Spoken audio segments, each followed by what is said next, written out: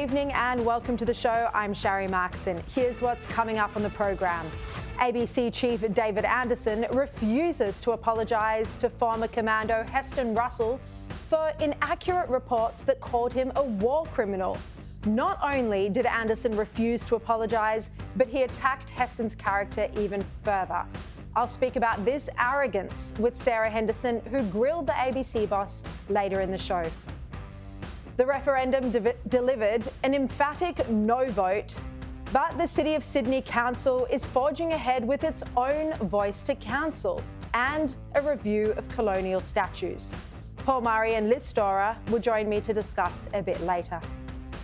Peter Dutton demands Chris Bowen back down on his plan for offshore wind farms along the Australian coast, saying whales and the natural environment are at grave risk. And tonight, the Israeli ambassador Amir Maimon will join me for a live interview to speak about the latest on the ground in Israel. But first tonight, to the bias in the media that's seen major outlets like the New York Times, the ABC and the BBC blindly report Hamas's lies rather than publish the truth that would be sympathetic to Israel. Overnight, Israeli authorities took the extraordinary step of calling international media into a private briefing where they were played the raw and gruesome footage of Hamas killing innocent Israelis on October 7. Israeli authorities felt the international media were downplaying or even denying what had unfolded in these terror attacks. They say the lies are similar to the phenomenon of Holocaust deniers. Since the October 7th massacre, the IDF has been collecting footage from body cams taken by the Hamas death squads as they rampage through the communities in southern Israel, butchering everyone in sight. Now, unfortunately, and I can't believe I'm saying this, and I can't believe that we as a country are having to do this, as we work to defeat the terror organization that brutalized our people, we are witnessing a Holocaust denial-like phenomenon evolving in real time as people are casting doubt on the magnitude of the atrocities that Hamas committed against our people and, in fact, recorded in order to glorify that violence. Therefore, tomorrow, the government press office will screen for foreign media gruesome and as yet unseen footage of the barbarities perpetrated against our people on October 7th. Now, what we're about to speak about is incredibly distressing. So if you have children watching the show tonight, perhaps mute the volume for a minute or two. 100 international journalists viewed the footage from October 7 last night. Some burst into tears as they saw beheadings, torture and murder. Yosef Haddad is one journalist who attended this briefing from the Israeli government. After watching 43 minutes of the vision that was filmed by Hamas when they attacked Israel, here's what he said. Hamas terrorists, they run after them, and in front of the two kids, they shot the father and killed him in front of their eyes. After that, they dragged the two kids inside of the house. The kid was shot in the eye. The other kid was injured. Both of them were injured badly. And the Hamas terrorists, they find a time to open the fridge and drink Coca-Cola. And at that time, one of the kids shouted, "Kill me, why I am not dead?" A 10-year-old kid is shouting, "Kill me, I don't want to be alive." Can you imagine a 10-year-old begging to be shot again because he doesn't want to be alive? And here was Dutch journalist Jotam Confino, who's currently reporting in Israel, describing Hamas's terror attacks as ISIS on steroids. Well, I saw a Hamas terrorist throwing a hand grenade into a bomb shelter where a father with his two sons, he was hiding there. We also saw, of course, the beheadings. We saw an Israeli soldier lying on the ground beheaded. We saw pictures of a burned child, burned beyond recognition. All you could see was it as a very small person. We saw a picture of a dead baby with blood on it. Now, all of this footage won't be shown publicly out of respect for those who've passed away and because it's simply too graphic. That Dutch journalist said that some of the other visions showed a father and two sons, roughly 7 and 9 years old, running for their lives in their underwear into what appears to be a bomb shelter with an open entrance. He said a Hamas terrorist throws a hand grenade into the shelter, killing the father and badly injuring the two sons who run back into the house. Another video showed a Hamas terrorist calling his parents and saying to them, "I killed 10 Jews with my own hands. I'm using the dead Jewish woman's phone to call you now." The mother says, "May God protect you." The journalist also saw, according to this tweet, Hamas terrorists enter a house where a small girl is seen hiding under the table. After some talking back and forth, they shoot and kill her as she hides under the table. Hard to say how old she is, but she looks like 7 to 9 years old. And on it goes. You think of these atrocities, and then you think of the protests we've seen globally with hundreds of thousands of people giving moral support to Hamas and instead condemning Israel. And you just despair. Israel showed journalists this footage because it needs the world to understand what happened in order to explain why Israel is fighting back so forcefully. Israeli Prime Minister Benjamin Netanyahu told Dutch Prime Minister Mark Rutte he's never seen anything this horrible in his entire life. I've been through wars. I've seen horrible things. I've never seen things this horrible. This is a battle of our common civilization. As he said at the end there, a battle of our common civilization. And that's true. This isn't simply an attack on Jews. It's an attack on the very values our Western society holds dear. But in the United States, the White House Press Secretary Karine Jean-Pierre was asked if the Biden administration was concerned about the rise of anti-Semitism that we're all seeing around the world. And she said she's seen no credible threats. And then she immediately started speaking about hate-fueled attacks against Muslims. Now, of course, hate-fueled attacks against anyone, irrespective of your religion or background, it's utterly unacceptable. But she is now being roundly criticised for dismissing anti-Semitism. Have a look at the interaction. Level of concern right now about the potential rise of anti-Semitism in light of everything that's going on in Israel? So a couple of things. We have not seen any credible threats. I know there's been always questions about credible threats, and so just want to make sure that that's out there. But look, Muslim and those perceived to be Muslim have endured a disproportionate number of hate-fueled attacks. And then there's Alexandria Ocasio-Cortez. This is the shocking video she's posted to her social media. The government of Israel, for many years, have been detaining innocent Palestinians without charges. The hostages that Israel is holding, that is also something that should be discussed. That has come up over years. And that is absolutely, you know, the numbers and the estimates, I believe, are in the thousands. But war crimes do not justify war crimes. Now, during the attack on Israel, some Hamas terrorists were captured by Israeli police and they've been interrogated by the Israeli Security Authority. And I can show you tonight, for the first time on air in Australia, what Hamas ordered these terrorists to do and what Hamas promised to give them financially for every Jewish person they captured.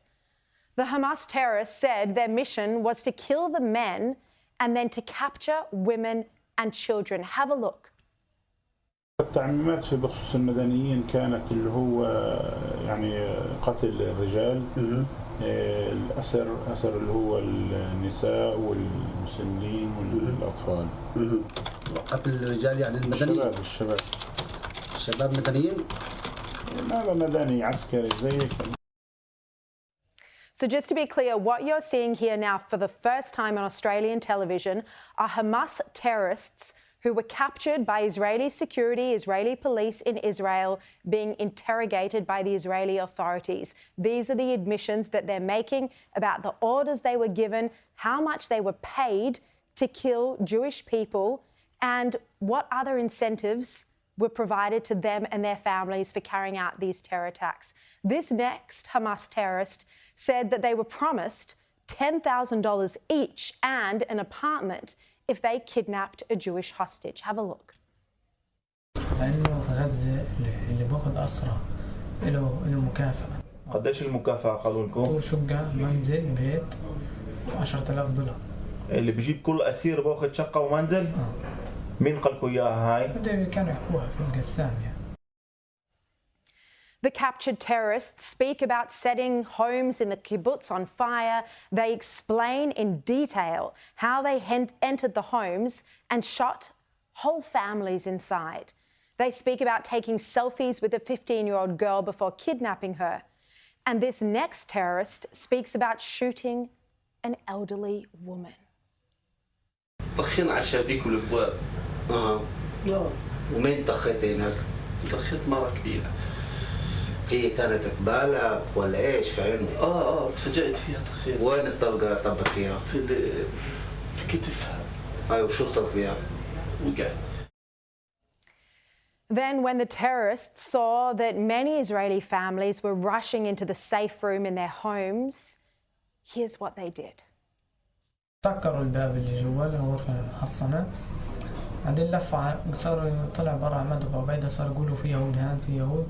ايش وكان الشباك مسكر حديد صار يقولوا لهم افتحوا اطلعوا افتحوا ما رضيوش كانوا خايفين جابوا عقبة مسطرة حطوها على الشباك وفجروا الشباك فتح نتفة صغيرة صار يولعوا اجا واحد صار يولع قطع قماش بداخلها يقول انه ينخنقوا من الداخل البنت خافت وفتحت الشباك بعدين اجا واحد من الجنب حافظ شكله بس ما بعرفش اسمه صار يزعق قتلوا أطفالنا وقتلوا نسائنا وصار يطخ عليهم. قتلهم؟ أطلق عليهم يمكن 10 رصاصات بعدها. على الطفلة وعلى أمها؟ بنت يمكن عمرها كانت 18 سنة وكمان 21 سنة وأمها وأبوها 4 وكلب صغير. والكلب قتلهم؟ And this family, like most of those who were attacked, had no means to protect or defend themselves at all. Each of the Hamas terrorists in these interrogations, when asked, admit that their religion of Islam prohibits the murder of women and children and babies. They also admit that the acts they committed are no different from ISIS. And then they go on to speak about the Hamas leadership who ordered these atrocities, and they say that they're now living in Qatar and Turkey.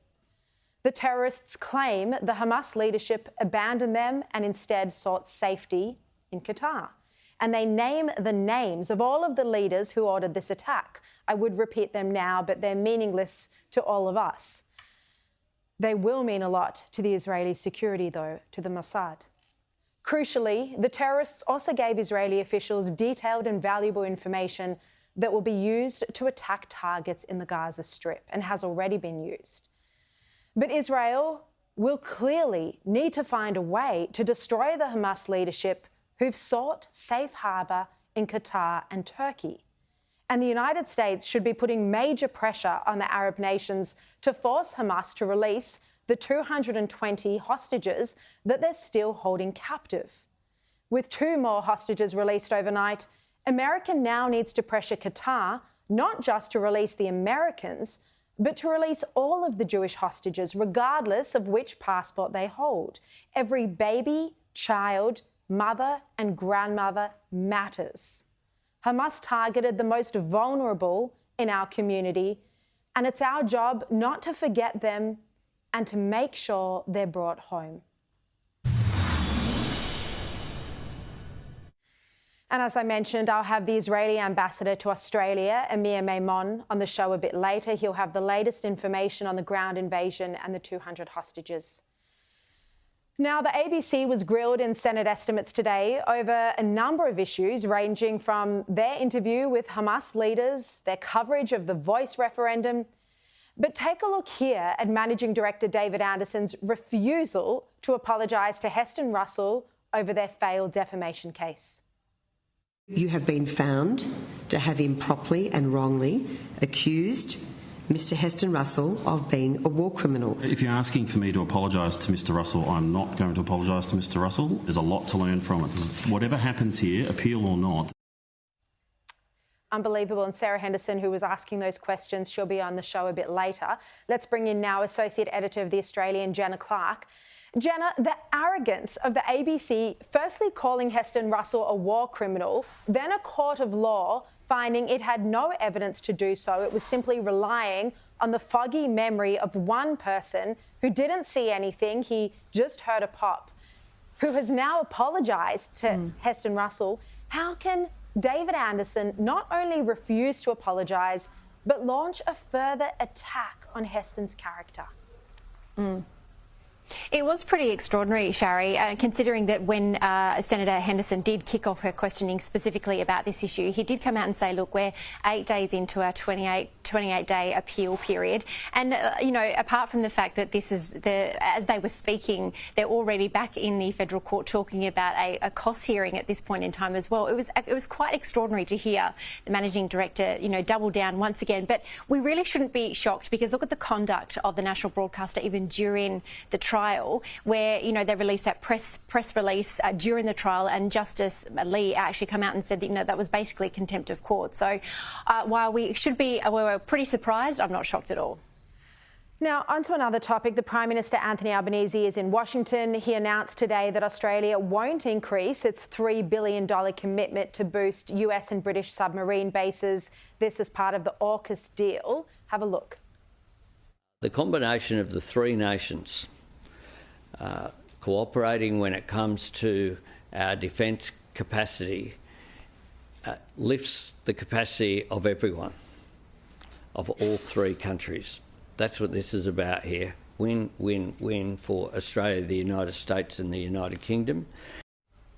But Jenna, what problems is Albanese now facing in actually getting support in Congress for AUKUS?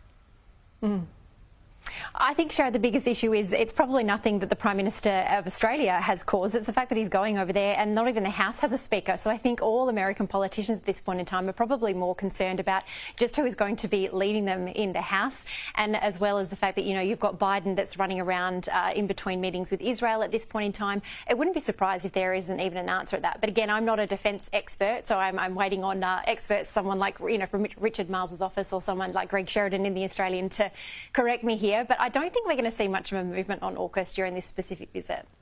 Yeah, no, I think you're right. I think they're going to struggle to get it over the line in the US Congress.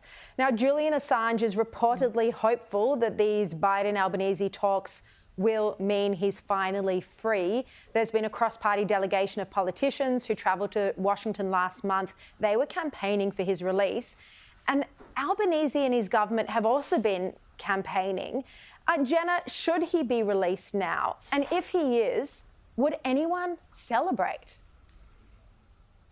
Yeah, it is an interesting one, Sharri, especially because I guess we all really celebrated when Chang Lei was released back on home soil just a couple of days ago. But I think you can't really conflate those two personalities because, you know, their crimes were completely different. I think there's so much murkiness in the water with the Julian Assange case, with all of those different legal issues around the world at this point in time. I think the fact that cross-party delegation going over to Washington to sort of plead the case was interesting, but whether Prime Minister Anthony Albanese uses this specific visit to really plead the case, it's really anyone's guess. But I don't know. I mean, I know that we always see protests around Free Julian Assange popping up here, there and everywhere, but I don't know whether there's much public appetite to see him released ASAP. Yeah, and I know what you meant by that comparison between Julian Assange and Chang Lei, but just to be clear, Chang Lei obviously didn't commit any crime at all, whereas Julian Assange very clearly broke national security laws and did commit crimes. Now, Labor is being accused of prioritising submarines over women. This is Katie Gallagher. She's the finance minister. She's also the women's minister. She's been under fire for her refusal to commit the government to recommendations from the Women's Economic Equality Task Force. This includes paying super on paid parental leave, also abolishing the childcare subsidy activity test. Look, she's now upsetting, the women's groups here, Jenna. Yeah, the women's group that she appointed. I think, Sam Moyston's probably right to sort of crack the whip and say, the fact that women are not being given, leeway to really lean into work is costing the economy $128 billion. It's definitely something we need to look at. But I think if you zoom out a little bit and rather than make it just a women's issue, they need to make it an economic and productivity issue, because at the end of the day, this government have got so many issues when it comes to industrial relations. I say just add this on the pile because it has to get worked through, and it has to get worked through ASAP. All right, Jenna Clark, thank you so much for joining me tonight.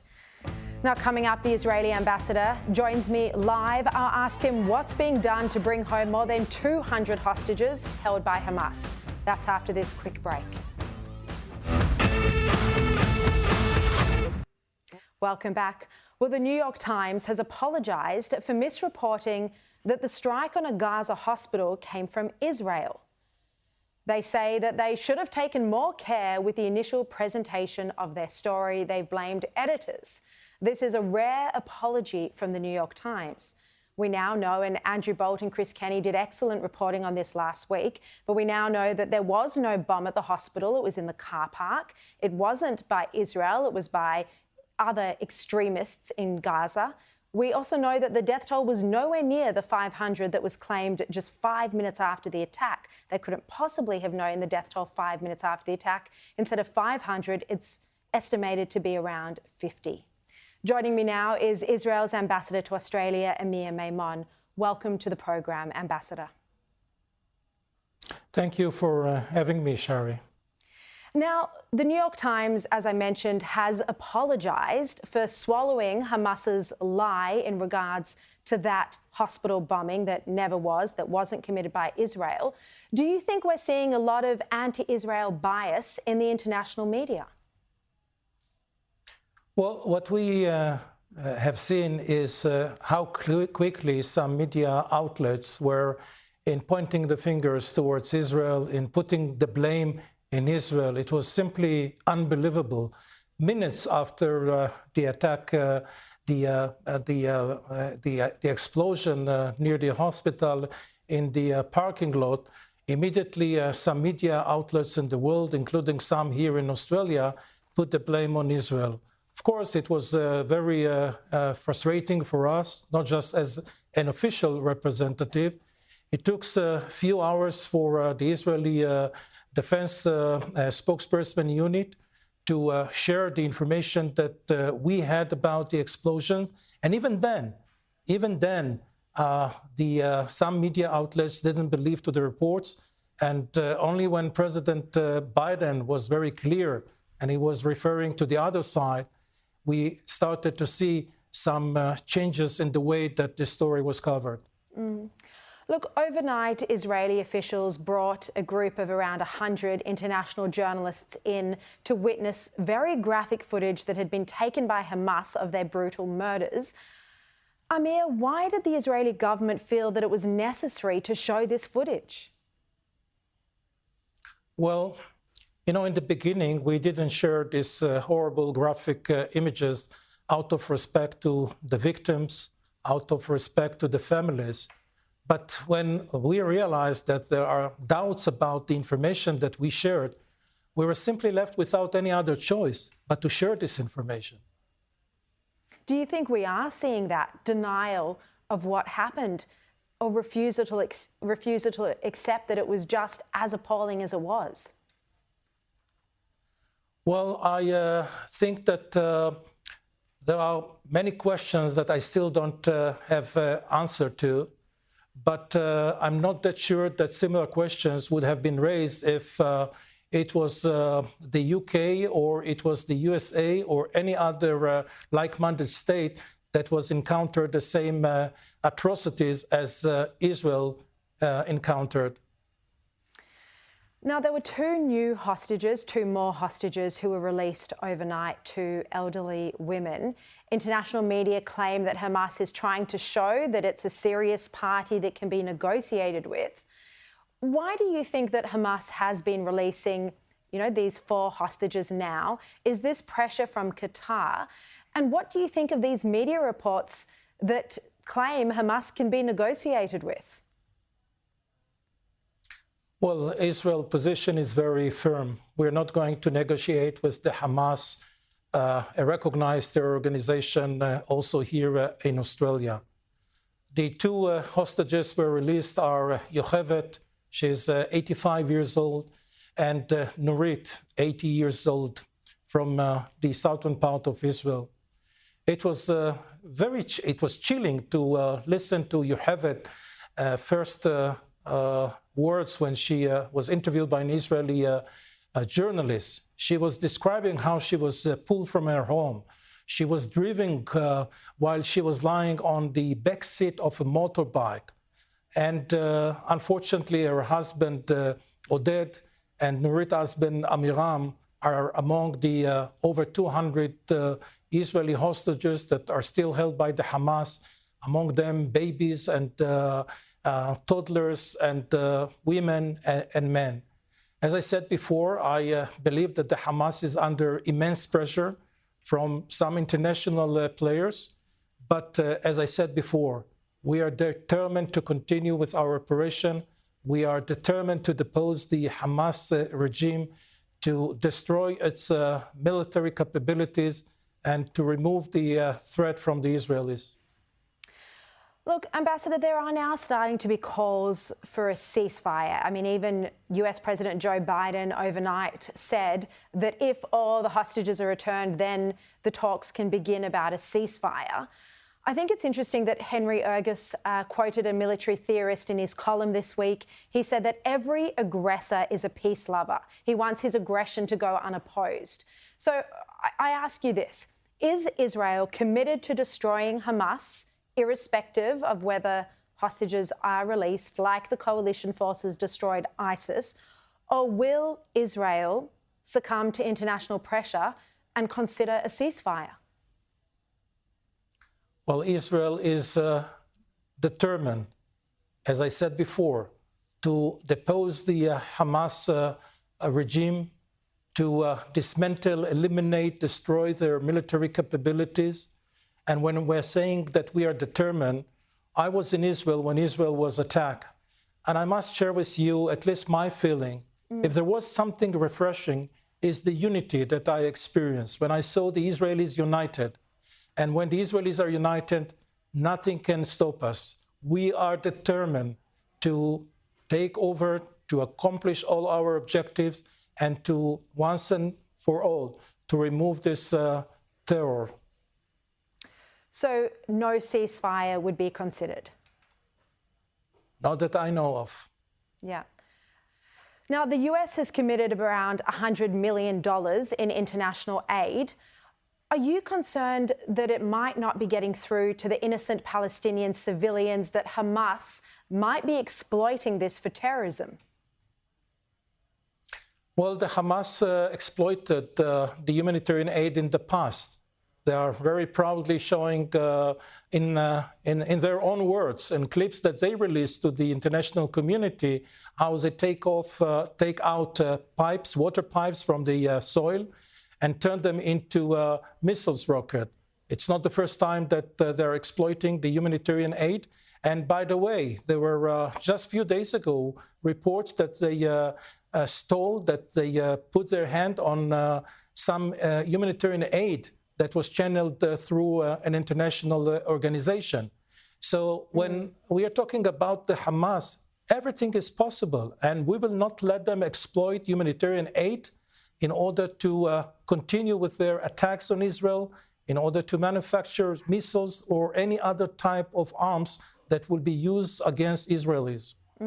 Look, we know that there's also concern about the prospect of war with Hezbollah opening up in the north with Lebanon.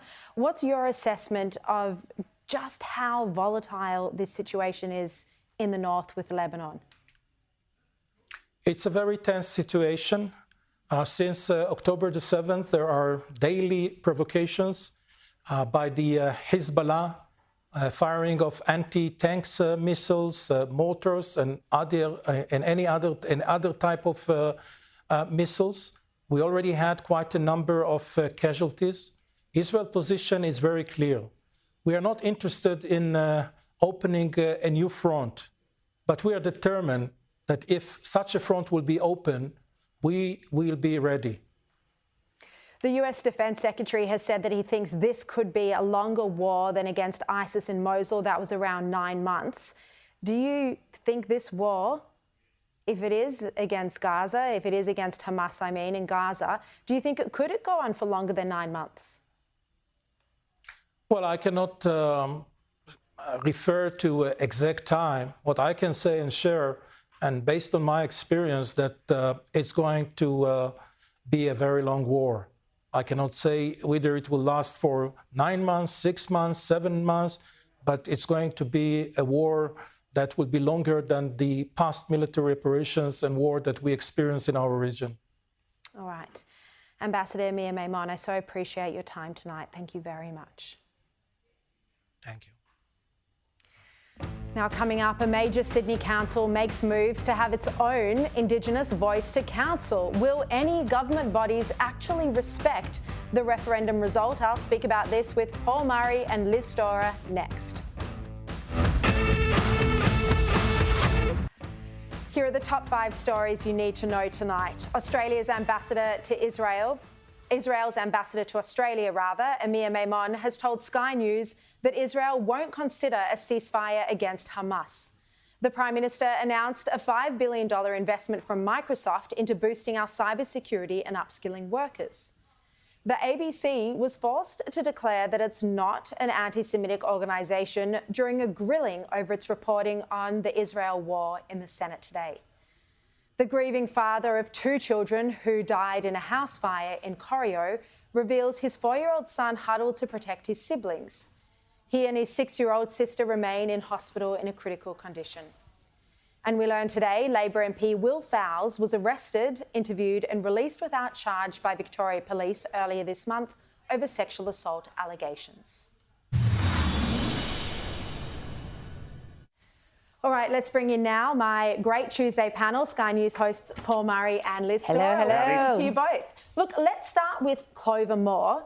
You know, she really thinks she does run the whole country, not just her tiny left-wing council. We had a referendum, actually, thank you, Clover Moore. The referendum was an emphatic no result. And yet, Paul, she wants to introduce not just her own Indigenous voice to council, but also a review of colonial statues, this is our history, and a whole bunch of other things that completely ignores the country's overwhelming no vote. I'm always amazed at the people who sit atop the power structures that only happen because of settlement, who turn around to pretend that there's the opportunity for them to use that power to go back to some magical day before. The reality is that if Clover Moore wanted to, she's been around for a long time, she could resign, and there are plenty of councillors, and there's certainly a councillor who ran overtly on all of this as an Indigenous woman, but no, it's all about the virtue signalling. This council has got form for many reasons as trying to sort of act as if sort of they're the left-wing conscience of New South Wales. They've declared climate emergencies before government's got anywhere near it.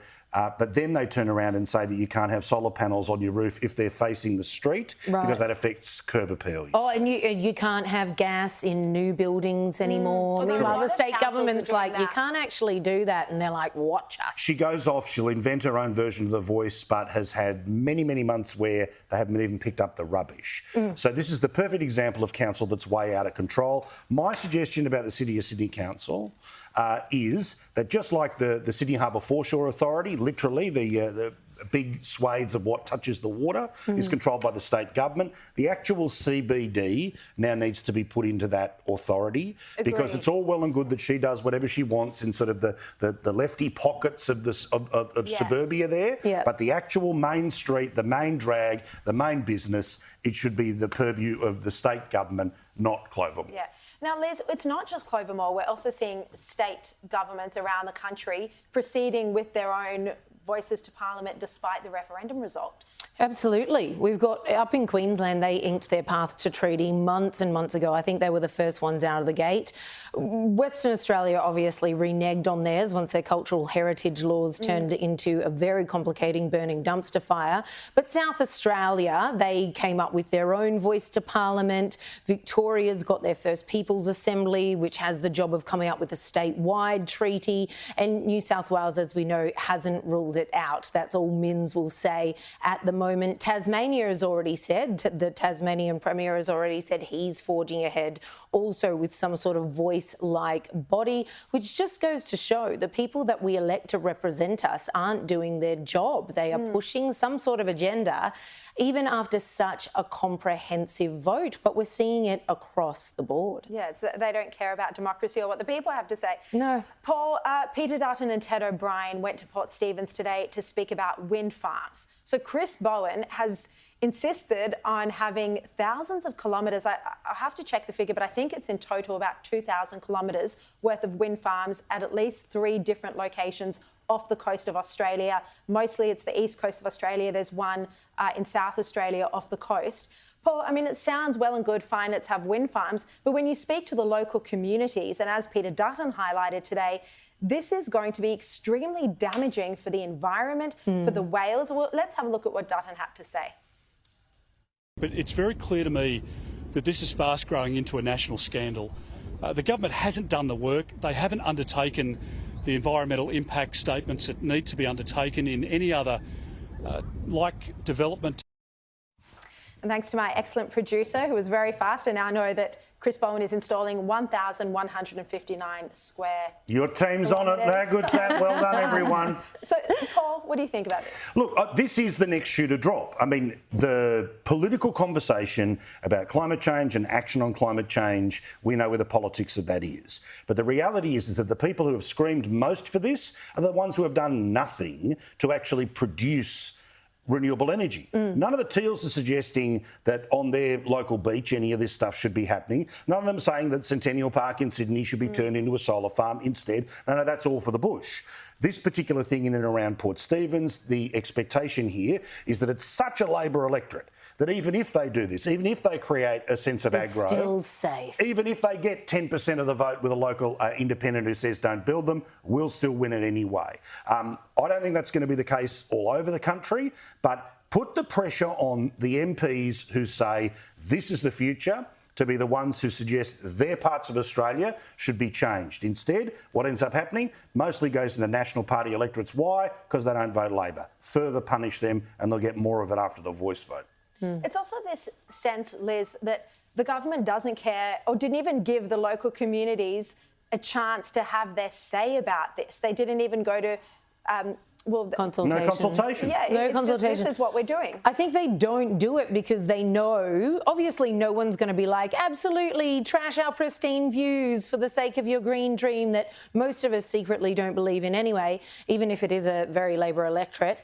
But they know that if we do consult, we'll get an overwhelming response with a big thumbs down, and we're going to do it anyway. Yeah. So it actually looks better if I do it without permission, as they say, better to beg forgiveness than ask permission. But once it's done, and they know it. That's why they don't put it out to community consultation. They know what the community will say. And Labor's also flagged its entire election strategy between now and whatever the federal government, federal election is Peter Dutton or Booga.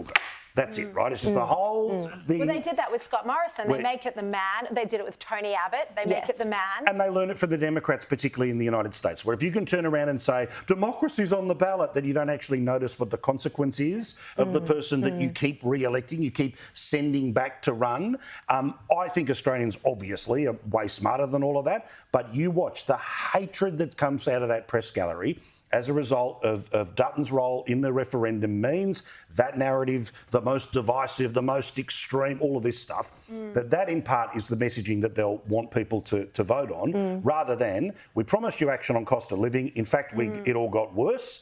Many other things have got worse on our watch, but it's all about trust us because we're not the other guy. And you'd have to say that cost of living was Albanese's main Can't pitch pretend it wasn't. before the election. It was his central pitch. The cost of everything, groceries, petrol, everything is too high under Scott Morrison. We're going to lower it. And instead, there were 11 interest rate rises under Albanese, only one under the coalition government. And, you know, no one can say that this is the Albanese government's fault that we've had inflation. But the whole point was that they owned it. The whole promised point, it, exactly. Correct. Peter Malinauskas was, when he was on his way to becoming South Australian Premier, was very open in the Sky News People's Forum, where he turns around and said, look, there's a limit to what government controls. Sure. But Albanese weaponised at the last election, pretending that he could fix what couldn't be fixed by government at times, and that means that he lied to people. Yeah, he did it knowing that he couldn't. So that's why I bring it up every night. Yeah. It's the central lie that got into the Prime Ministership. And Liz, not only that, but he's not responsible for inflation, but he has made it worse through things like their IR reforms, which slow productivity, which, again, push up inflation. 100%. And there's so many simple measures that they could take as well, just to take the pressure off people. 100%, to name about 1,000, but they haven't lifted a finger. And there's devastating. A headline we were reading out on the front of the page of the Daily Telly last night was how many people have gone hungry over the last year or so. And the numbers were just absolutely unthinkable that this is happening in Australia. It's people you know, households. it's people I know that have literally had to go without food that they would have otherwise eaten in order to pay their other bills and put petrol in the tank and etc. and so on. It's absolutely unthinkable, and this has happened on his watch. And let no one forget, this is the man who did get elected on a I'll help you out with the cost of living, and then did nothing for the first how long of his term, then bang on about his pet project while people were doing it tough themselves. Yeah. Now, very quickly before we go, I want to ask you, and I'm going to have Sarah Henderson on in a minute, but the ABC came under scrutiny today in Senate estimates for having a Hamas leader on. They had to defend themselves, that claim that they weren't an anti-Semitic organisation. Liz, what do you think about this? Well, I find it very hard to think that they would have had an ISIS leader on at the time of the ISIS beheadings, and that's what we've all said at some point. Al-Qaeda at the time of the September 11. Exactly. So it's like, why would you have a Hamas leader? Why would you give them a platform? This isn't really a war where it's like, wait, let's hear from the other side. No. You know, what's your story? No, thank you very much. We know exactly what happened on that horrific day. We don't need an apologist. We don't need some sort of PR for Hamas. And this is our taxpayer dollar that has been spent on that. And it bears repeating that the ABC refused to even be like, oh, look, point taken, we did what we did, and we're not going to say sorry, but we take your point of view. No, they were adamant. We are not sorry for doing this. We are not taking it off our socials. We make no apologies whatsoever. And that on top of the fact that it was one of their reporters who called the beheaded babies BS. Yeah. Why isn't he fired? Why isn't he fired? And what does it say about the international media that he even felt comfortable sending that text in a WhatsApp group of what we're told was composed of international media? And we'll tune in for the rest of your views and your rant on that, Liz, which I agree with every word you just said. We'll see you at 10 o'clock and you at 9 o'clock. Can't wait to watch you both on the telly tonight. Thanks, guys. And after the break, as I mentioned, Sarah Henderson would join me to talk about her grilling of the ABC boss. That's after the break. Welcome back. Well, there's been a blowtorch on the ABC in Senate estimates this afternoon over its practices, ethics and spending. First, the ABC was slammed for the actions of its Middle East correspondent, who told international media representatives he thought that claims Hamas beheaded babies were BS. Have a look. It's embarrassing as a country that our representative of our national broadcaster referred to horrific war crimes as bullshit. Senator, I am sorry that happened, and I am sorry that that event occurred, and that that was then, distressing to other people as well. It shouldn't have happened. It didn't stop there. The Senate also asked about the ABC's one-sided coverage of The Voice. We had an oversupply of people who wanted to speak to yes, and an undersupply of people who were definite no. We had quite a lot of rejections from people who were invited to come on the ABC to speak to no. Whereas, there were, it was easier to get people to speak to yes. You also had the phenomena of having what was effectively a government holding press conferences that were promoting the yes vote, which sort of counts to a yes. Liberal Senator Sarah Henderson joins me now. Sarah, thank you for your time. You were among those grilling the ABC boss. I think the most egregious that I've seen, at least, was his refusal to apologise to Heston Russell, even though we now know just how sloppy the journalism was. And in fact, he even attacked his character further, saying he wasn't a credible witness. What did you make of that? Well, Sharri, good afternoon. Great to join you. Well, the ABC promotes itself as Australia's most trusted news source, but again, in Senate estimates today, we saw that seriously under question. I thought the Managing Director's response to the need to apologise to Heston Russell was disgraceful. The ABC falsely accused this former SAS soldier of committing a war crime. The ABC got this journalism seriously wrong. They caused untold damage to Mr Russell. And of course, there's now an estimated $3.2 million in legal costs as a result of the ABC's botched defamation trial. And of course, the judge found clearly in favour of Heston Russell. It's a shocking example of really sloppy journalism, and the ABC should have apologised. What else did you think was particularly noteworthy today? We know he defended his decision, David Anderson defended the ABC's decision to have a Hamas leader on air. What did you think of that? Sharri, I thought that was shocking. I watched the interview on 7:30 when it was broadcast. I was absolutely flabbergasted that the ABC made that decision to do an interview with a prescribed terrorist organisation leader. And today, in Senate estimates, Mr Anderson was unrepentant.